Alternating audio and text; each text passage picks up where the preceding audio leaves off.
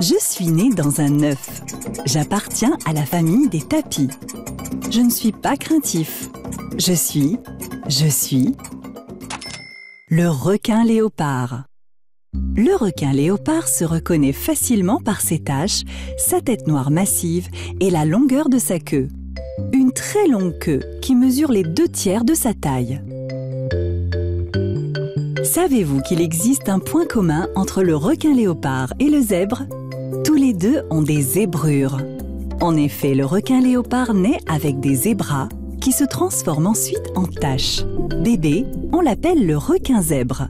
Quand les bébés requins léopards sortent de l'œuf, ils sont plutôt noirs avec des zébrures.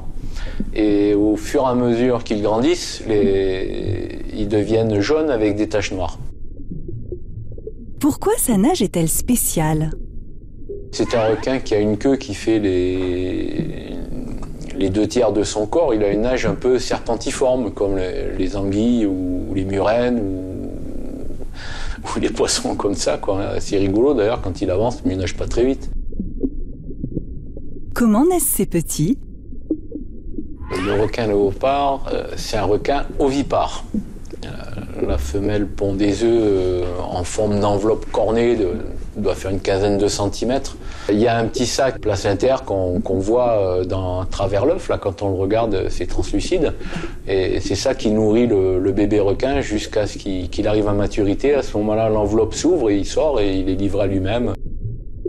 Pourquoi dit-on que c'est un animal benthique?